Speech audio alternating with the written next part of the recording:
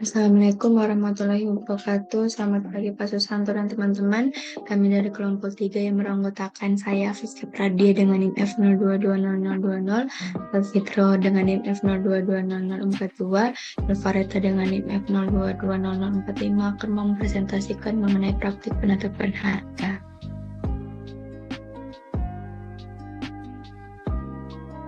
Penentuan harga untuk beberapa jenis produk terbagi menjadi 4 subbab, yaitu yang pertama penentuan harga berbagai jenis produk yang memiliki keterkaitan permintaan, yang kedua pemanfaatan kapasitas pabrik dan penentuan harga produk yang optimum, yang ketiga penentuan harga optimum untuk produk gabungan yang diproduksi dalam proporsi tetap, dan yang terakhir penentuan harga optimum untuk produk gabungan yang diproduksi dalam proporsi variabel. Yang pertama yaitu penentuan harga berbagai jenis produk yang memiliki keterkaitan permintaan. Produk-produk yang dijual perusahaan bisa memiliki keterkaitan sebagai barang substitusi atau disebut produk komplementer. Hubungan permintaan mempengaruhi keputusan penentuan harga yang dilakukan oleh perusahaan penghasil beberapa jenis produk melalui dampaknya terhadap pendapatan marginal. Fungsi permintaan marginal dari sebuah perusahaan yang menghasilkan dua produk A dan B adalah sebagai berikut. Untuk produk A, rumusnya yaitu MRA sama dengan delta TRA dibagi delta QA ditambah delta TRB dibagi delta QA. Sedangkan untuk rumus produk B yaitu MRB sama dengan delta TRB dibagi delta QB ditambah delta TRA dibagi delta QB. Selanjutnya ada pemanfaatan kapasitas pabrik dan penentuan harga produk yang optimum. Sebuah perusahaan multiproduk yang menggunakan satu pabrik harus menghasilkan jumlah di mana pendapatan marginal dari masing-masing produk sama dengan biaya marginal produksi. Rumusnya yaitu MR1 sama dengan MR2 sama dengan titik-titik sama dengan MRK sama dengan MC. Gambar di sebelah kanan menunjukkan sebuah perusahaan yang menjual 3 buah produk A, B, dan C dengan masing-masing kurva permintaannya yaitu DA, DB, dan DC, dan kurva pendapatan marginalnya yaitu MRA, MRB, dan MRC. Perusahaan memaksimumkan laba ketika dia menghasilkan masing-masing produk saat MRA sama dengan MRB, sama dengan MRC, sama dengan MC. Hal ini ditunjukkan oleh titik-titik EA, EB, dan EC, yaitu ketika garis equal marginal revenue atau MRE yang berada pada tingkat MRC sama dengan MC yang memotong kurva MRA, MRB, dan MRC.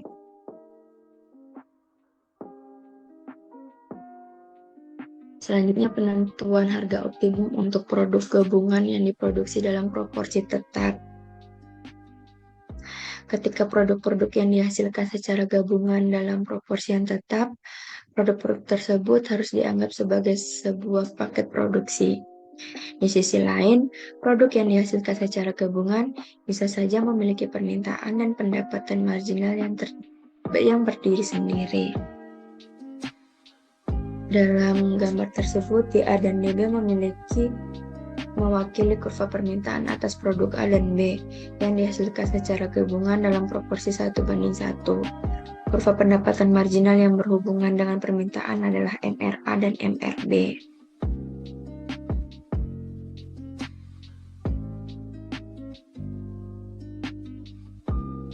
Selanjutnya penentuan harga optimum untuk produk gabungan yang diproduksi dalam proporsi variabel. Meskipun kasus produk yang dihasilkan secara gabungan dalam proporsi tetap, yaitu bersifat komplementer dalam produksi, mungkin saja terjadi. Yang lebih umum adalah kasus produk-produk yang dihasilkan secara gabungan dalam proporsi variabel, yaitu bersifat substitusi dalam produksi. Garis yang melengkung adalah kurva transformasi produk dan menunjukkan berbagai kombinasi dari produk A dan B yang dapat dihasilkan oleh suatu perusahaan pada tingkat penggunaan input dan biaya total. Garis-garis tersebut menunjukkan semua kombinasi dari output produk A dan B yang menghasilkan pendapatan total yang sama bagi perusahaan. Dengan memperhatikan baik kurva transformasi produk maupun garis ISO revenue dalam gambar tersebut, kita bisa melihat bahwa untuk TC tertentu, perusahaan tersebut memaksimalkan laba dengan mencapai garis ISO revenue yang bersinggung dengan kurva TC tersebut.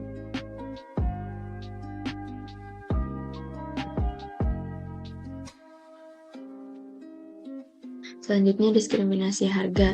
Diskriminasi harga mengacu pada penentuan harga yang berbeda-beda, pada kuantitas yang berbeda-beda, pada sebuah produk pada waktu yang berbeda, untuk setiap pelanggan yang berbeda atau pasar berbeda, tetapi bukan berdasarkan pada perbedaan biaya. Terdapat di kondisi agar sebuah perusahaan dapat menerapkan diskriminasi harga, yaitu perusahaan harus mempunyai kemampuan untuk mengendalikan harga produk. Elastisitas harga permintaan terhadap produk tersebut harus berbeda untuk jumlah produk yang berbeda, pada waktu yang berbeda, pada kelompok pelanggan atau pasar yang berbeda, dan jumlah produk atau jasa tersebut, kapan waktu digunakan atau dikonsumsi, dan kelompok pelanggan atau pasar bagi produk tersebut harus dapat disiapkan.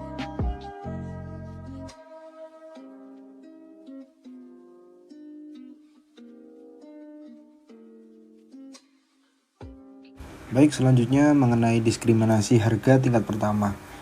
Jadi terdapat 3 jenis diskriminasi harga, yaitu tingkat pertama, tingkat kedua, dan tingkat ketiga. Nah, diskriminasi harga tingkat pertama atau first degree price discrimination ini berkaitan dengan penjualan setiap unit produk secara terpisah dan mengenakan harga setinggi mungkin bagi setiap unit produk yang terjual. Dengan melakukan hal itu, perusahaan menguras seluruh surplus konsumen dari konsumen dan memaksimumkan penerimaan dan laba total yang diperoleh dari penjualan produk tersebut. Ya, bisa dilihat dalam gambar, yaitu D adalah kurva permintaan yang dihadapi oleh sebuah perusahaan yang monopolistik, di mana perusahaan ini dapat menjual 40 unit produk dengan harga $2 per unit dan menerima pendapatan total sebesar $80, yaitu sebesar luas CF0G. Namun demikian, konsumen bersedia membayar sebesar ACFO, yaitu sebesar $160 untuk 40 unit produk tersebut. Yang mana artinya kurva permintaan D menunjukkan bahwa perusahaan tersebut dapat menjual unit pertama produk tadi pada harga $6, dan untuk dapat lebih banyak menjual produk, perusahaan ini harus menurunkan harganya untuk setiap tambahan produk yang dijual. Nah, sebagai contoh, perusahaan dapat menjual unit kedua produk dengan harga sedikit di bawah $6. Dia bisa menjual unit ke-20 seharga $4 dan unit ke-40 seharga $2. Jadi perusahaan akan memperoleh pendapatan total sebesar ACF0, yaitu sebesar $160. Namun jika tidak terdapat diskriminasi harga tingkat pertama, perusahaan tersebut akan mengenakan harga sebesar $2 bagi 40 unit produk tersebut secara keseluruhan dan memperoleh pendapatan total hanya sebesar CF0G, yaitu $80. Nah, namun demikian, diskriminasi harga tingkat pertama ini jarang ditemukan di dunia nyata, karena untuk menerapkannya perusahaan harus memiliki pengetahuan yang akurat tentang kurva permintaan masing-masing konsumen secara individu dan mengenakan harga setinggi mungkin untuk setiap unit produk yang dijual secara terpisah. Yang lebih praktis dan sering terjadi adalah diskriminasi harga tingkat kedua. Ini mengacu pada penentuan harga per unit yang sama untuk sejumlah kelompok produk tertentu yang dijual pada setiap pelanggan, kemudian memberikan harga yang lebih murah per unitnya untuk sejumlah atau sekelompok tambahan produk tersebut, dan seterusnya. Nah, dengan melakukan hal ini, perusahaan akan memperoleh sebagian tetapi tidak semua dari surplus konsumen. Sebagai contoh, misalkan bahwa perusahaan dalam grafik tersebut menunjukkan harga $4 per unit untuk 20 unit pertama pada produk tersebut dan $2 per unit untuk 20 produk selanjutnya. Maka total pendapatan perusahaan akan menjadi BJ0H, yaitu $80 dari kelompok pertama yang terdiri dari 20 unit, dan CFJK yang mana $40 dari kelompok 20 unit kedua, sehingga memperoleh laba total sebesar $120. Selanjutnya mengenai diskriminasi harga tingkat ketiga. Diskriminasi harga tingkat ketiga mengacu pada penentuan harga yang berbeda-beda untuk produk yang sama dalam pasar yang berbeda, sehingga pendapatan marginal dari unit terakhir yang dijual dalam setiap pasar sama dengan biaya marginal untuk menghasilkan produk tersebut. Nah, misalnya jika dilihat pada gambar, Di sini panel A menunjukkan D1 dan MR1, yaitu kurva permintaan dan pendapat marginal yang dihadapi perusahaan dalam pasar 1. Panel B menunjukkan D2 dan MR2, dan panel C menunjukkan D dan MR atau kurva permintaan dan pendapatan marginal total untuk kedua pasar secara bersamaan. D sama dengan sigma D1 plus 2 dan MR sama dengan sigma MR 1 plus 2 yang diperoleh dengan penjumlahan horizontal. Tingkat output terbaik perusahaan adalah 90 unit dan ditunjukkan oleh titik E dalam panel C, di mana MR sama dengan MC sama dengan $2. Perusahaan menjual 50 unit produk dalam pasar 1 dan 40 unit dalam pasar 2, sehingga MR1 sama dengan MR2 sama dengan MR sama dengan MC sama dengan $2. Bisa dilihat dari titik E1, E2, dan E. Untuk Q sama dengan 50 dan P1 sama dengan $7 pada D1 dalam pasar 1, dan untuk Q2 sama dengan 40, P2 sama dengan $4 dan D2 dalam pasar 2. Dengan biaya total rata-rata sebesar $3 per unit untuk Q sama dengan 90, perusahaan memperoleh laba sebesar $4 per unit dan laba total sebesar $200 dalam pasar 1, dan laba sebesar $1 per unit dan laba total sebesar $40 dalam pasar 2, sehingga laba total keseluruhan mencapai $240 dalam kedua pasar. Sehingga laba total keseluruhan mencapai $240 dalam kedua pasar. Jika tidak terdapat diskriminasi harga, Q sama dengan 90, P sama dengan $5, sehingga laba per unit sebesar $2 dan laba total sebesar $180. Selanjutnya, ada diskriminasi harga internasional dan dumping. Diskriminasi harga juga dapat diterapkan antara pasar domestik dan pasar luar negeri. Diskriminasi internasional disebut juga dengan dumping. Dumping ada beberapa macam. Yang pertama ada dumping persisten, di mana dumping ini yang muncul sebagai akibat dari diskriminasi harga internasional. Yang kedua ada dumping predatory, di mana penjualan sementara sebuah komoditas di bawah biaya produksinya atau pada tingkat harga yang lebih rendah di luar negeri akan bisa menyingkirkan produsen dari luar negeri dari persaingan, dan setelah itu harga di luar negeri akan dinaikkan untuk mengambil keuntungan dari kekuatan monopoli yang baru saja diperoleh. Yang ketiga ada sporadic dumping, di mana penjualan sesekali sebuah produk di bawah biaya produksinya atau pada tingkat harga yang lebih rendah di luar negeri daripada domestik untuk menghabiskan kelebihan produksi yang bersifat sementara atau tidak diperkirakan sebelumnya tanpa harus menurunkan harga domestik. Berikutnya ada penentuan harga transfer. Penentuan harga transfer atau transfer pricing atau kebutuhan untuk menentukan harga intermediate produk yang dijual oleh sebuah divisi semi-otonom suatu perusahaan yang berskala besar dan dibeli oleh divisi semi-otonom lain dari perusahaan yang sama. Penentuan harga yang sesuai untuk produk antara yang dijual oleh sebuah divisi semi-otonom kepada divisi semi-otonom lainnya atau penentuan harga transfer memiliki nilai yang penting dan juga krusial bagi efisiensi masing-masing divisi. Selain itu, juga bagi operasi perusahaan secara keseluruhan. Terdapat dua alasan, yaitu yang pertama, harga yang dibayar oleh sebuah divisi dalam perusahaan untuk intermediate produk yang dihasilkan oleh divisi lain mempengaruhi output dari setiap divisi. Dan yang kedua, harga-harga transfer mempengaruhi tingkat atau laba dari divisi yang terlibat dalam jual beli intermediate produk tersebut. Berikutnya adalah penentuan harga transfer jika tidak terdapat pasar eksternal. Jika tidak terdapat permintaan eksternal untuk intermediate produk, divisi produksi bisa menjual intermediate produk tersebut hanya secara internal kepada divisi pemasaran perusahaan. Dan divisi pemasaran perusahaan bisa membeli intermediate produk itu hanya dari divisi produksi perusahaan. Karena satu unit intermediate produk digunakan untuk menghasilkan setiap unit produk akhir, maka output intermediate produk dan barang akhir adalah sama. Pada figur di atas, di mana MC, biaya marginal dari perusahaan, merupakan penjumlahan vertikal MCP dan MCM, kurva biaya marginal divisi produksi dan pemasaran perusahaan. DM adalah permintaan eksternal untuk produk akhir yang dihadapi oleh divisi pemasaran, dan MRM adalah kurva pendapatan marginalnya. Tingkat output terbaik untuk produk akhir adalah 40 unit dan ditunjukkan oleh titik EM ketika MRM sama dengan MC, sehingga PM sama dengan $14, karena produksi setiap unit untuk produk akhir membutuhkan 1 unit intermediate product. Harga transfer bagi intermediate product PT ditetapkan sama dengan MCP pada KIP sama dengan 40. Dengan demikian, PT sama dengan $6. Dengan DP sama dengan MRP, sama dengan PT sama dengan MCP, sama dengan $6. Pada KIP sama dengan 40, dan KIP sama dengan 40 adalah tingkat output terbaik untuk produk antara bagian divisi produksi. Berikutnya terdapat penentuan harga transfer jika pasar bersifat persaingan sempurna. Divisi produksi menghasilkan lebih banyak intermediate product dibandingkan yang diminta oleh divisi pemasaran dan menjual kelebihannya dalam pasar eksternal yang bersifat persaingan sempurna. Jika pasar eksternal bagi intermediate product bersifat pasar sempurna, divisi produksi menghadapi kurva permintaan horizontal DP untuk outputnya pada tingkat tertentu yaitu PT. Berikutnya, penentuan harga transfer jika pasar bersifat persaingan tidak sempurna. Jika intermediate product berada di pasar eksternal yang bersifat persaingan tidak sempurna, harga transfer intermediate product untuk penjualan di dalam perusahaan akan berbeda dengan harga intermediate product dalam pasar eksternal tersebut. Penentuan harga internal dan eksternal bagi intermediate product yang dihasilkan divisi produksi akan menjadi salah satu bentuk diskriminasi harga tingkat ketiga.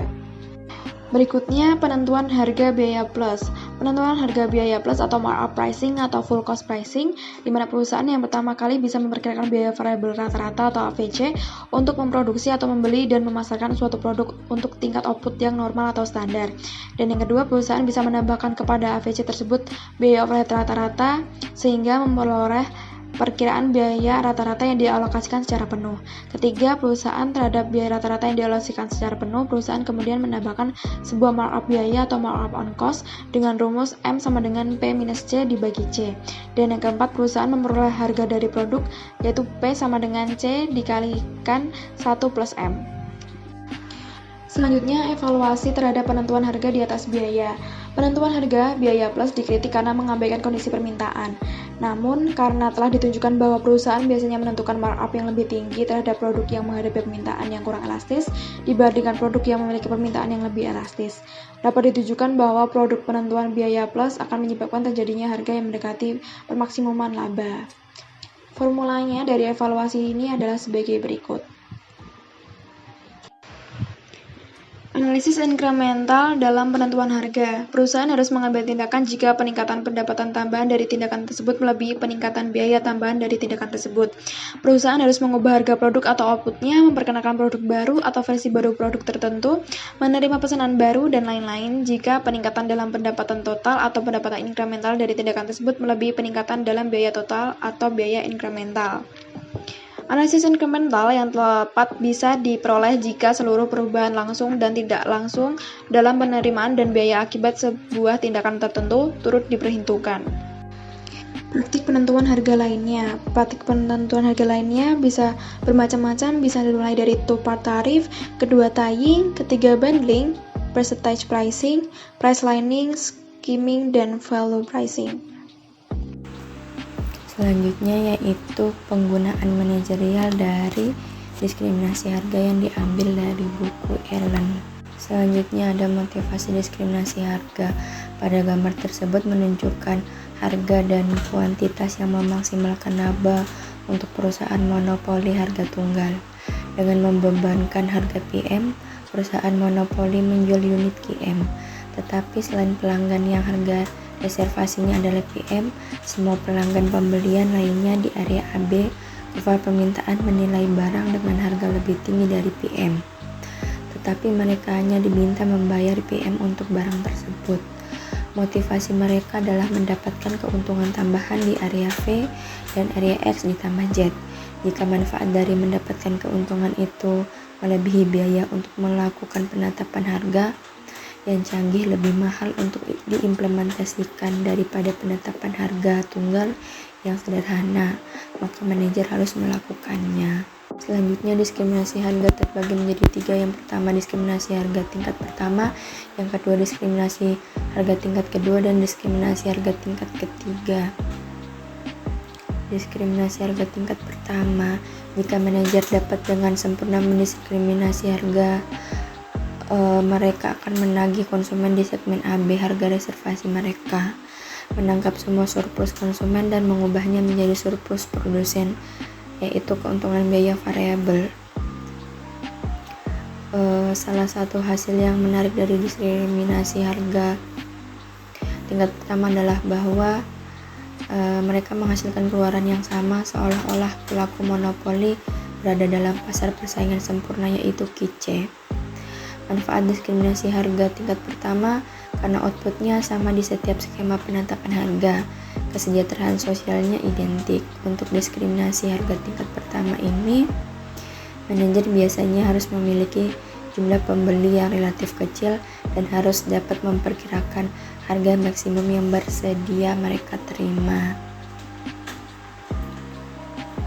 Selanjutnya, diskriminasi harga tingkat kedua paling umum terjadi dalam penetapan harga utilitas.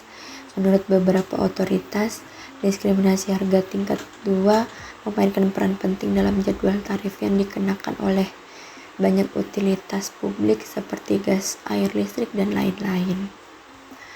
Dengan membebankan harga yang berbeda, manajer meningkatkan keuntungan relatif terhadap strategi harga tunggal.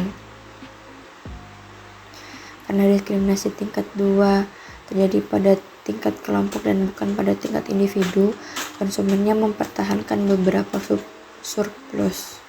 Selanjutnya ada diskriminasi harga tingkat ketiga. 3 kondisi harus berlaku agar strategi penetapan harga ini berhasil. Permintaan harus heterogen, manajer harus dapat mengidentifikasi dan memisahkan segmen yang berbeda, dan pasar harus disegel dengan sukses. Jika manajer ingin menggunakan strategi tingkat ketiga, mereka harus memutuskan berapa banyak output yang akan dialokasikan ke setiap kelas pembeli dan berapa harganya. Misalnya hanya ada 2 kelas pembeli, manajer telah memilih output total sehingga mereka perlu mengalokasikan output di kedua pasar tersebut. Output optimal pada gambar tersebut, output optimal ditunjukkan oleh titik di mana kurva G memotong kurva biaya marginal, karena biaya marginal harus sama dengan nilai umum dari pendapatan marginal di setiap kelas. Baik, selanjutnya menggunakan kupon dan rabat untuk diskriminasi harga.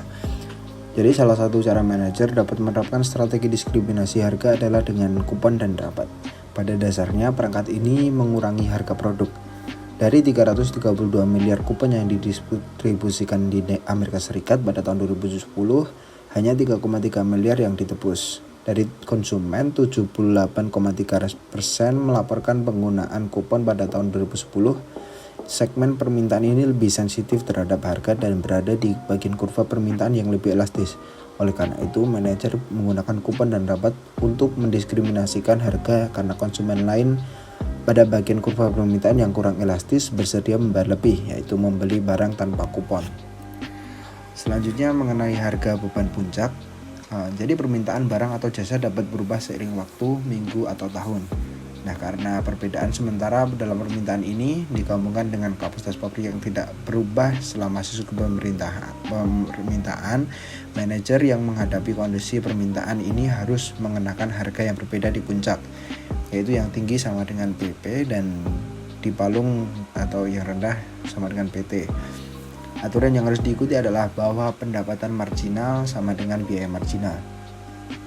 Perhatikan bahwa ini tidak sama dengan diskriminasi harga tingkat 3. Diskriminasi harga tingkat 3 dan situasi palung puncak memiliki pendapatan marginal yang terpisah untuk setiap kelas permintaan. Tetapi dalam diskriminasi harga tingkat 3, kelas permintaan berbagai kapasitas pemasok yang sama pada waktu yang sama. Oleh karena itu, ada tingkat biaya marginal yang terpisah untuk Q1 dan Q2, yaitu permintaan tidak bergantung pada pengaruhnya terhadap biaya marginal. Solusi optimal untuk diskriminasi harga tingkat ketiga adalah MR1 dikali Q1 sama dengan MR2 dikalikan Q2 sama dengan MC dikalikan Q1 plus Q2. Sedangkan solusi optimal untuk penetapan harga palung puncak adalah MR1 dikalikan Q1 sama dengan MC1 dikalikan Q1 dan MR2 dikalikan Q2 sama dengan MC2 dikalikan Q2. Tanda kurung ini menunjukkan fungsi dari kondisi yang pada ditunjukkan pada grafik pada gambar. Tarif dua bagian atau two-part tarif. Seringkali manajer akan menerapkan strategi diskriminasi harga tingkat pertama melalui tarif dua bagian. Manajer menetapkan harga sehingga konsumen membayar biaya masuk dan kemudian biaya penggunaan untuk setiap unit produk yang mereka konsumsi. Secara intuitif, Tarif dua bagian memungkinkan manajer bertindak sebagai pembeda harga tingkat pertama. Manajer menangkap seluruh surplus konsumen melalui biaya masuk dan mengubahnya menjadi surplus produsen atau laba biaya variabel. Tarif dua bagian lebih mudah diterapkan oleh manajer daripada diskriminasi harga tingkat pertama karena mereka tidak perlu membebankan harga yang berbeda kepada individu untuk setiap unit barang yang dikonsumsi. Strategi penetapan harga ini juga memberi manajer dua keuntungan lain. Yang pertama, biaya masuk dikumpulkan pada awal periode permintaan, dan yang kedua, meskipun sebagian besar manajer memahami ada beberapa unit yang sangat dihargai dan beberapa unit yang nilainya bagi konsumen rendah, maka tidak yakin akan harga reservasi individu. Tarif dua bagian yang optimal ketika semua permintaan adalah klon adalah biaya penggunaan yang sama dengan biaya marginal dan biaya masuk yang sama dengan surplus konsumen yang dihasilkan dari biaya penggunaan tersebut. Tarif dua bagian optimal yang memaksimalkan laba membutuhkan penetapan harga biaya penggunaan dengan biaya marginal dan biaya masuk sama dengan surplus konsumen yang dihasilkan. Jadi, manajer harus memilih biaya penggunaan mereka sebelum menetapkan harga biaya masuk. Tarif dua bagian dengan biaya marginal yang meningkat. Aturan optimal untuk manajer tetap sama, membebankan biaya penggunaan sama dengan biaya marginal dan biaya masuk sama dengan surplus konsumen yang dihasilkan. Satu-satunya perbedaan relatif terhadap biaya marginal konstan adalah bahwa manajer mendapatkan keuntungan tambahan dari biaya penggunaan di bagian area X bintang serta biaya masuk mereka.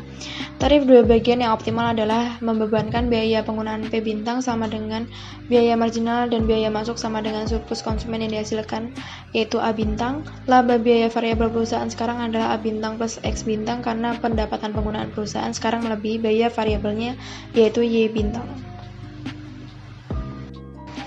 Tarif dua bagian dengan kurva permintaan yang berbeda. Jika permintaan yang kuat bersedia membeli lebih banyak unit secara signifikan dengan harga berapapun, maka akan lebih menguntungkan untuk membebankan biaya penggunaan yang sama dengan biaya marginal dan biaya masuk yang sama dengan surplus konsumen yang dihasilkan dari permintaan yang kuat. Strategi ini mengecualikan permintaan yang lemah dari pasar.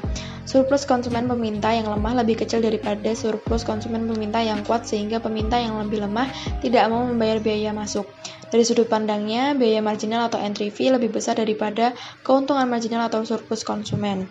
Skema penetapan harga tarif dua bagian bisa menjadi rumit dengan cukup cepat. Jika kurva permintaan berpotongan, analisisnya menjadi lebih kompleks. Manajer perlu memahami potensi peningkatan laba karena penetapan tarif dua bagian. Beberapa model yang bersedia memeriksa permintaan yang lebih kompleks di pasar. Sekian presentasi dari kelompok kami, kurang lebihnya kami mohon maaf dan semoga bermanfaat. Wassalamualaikum warahmatullahi wabarakatuh.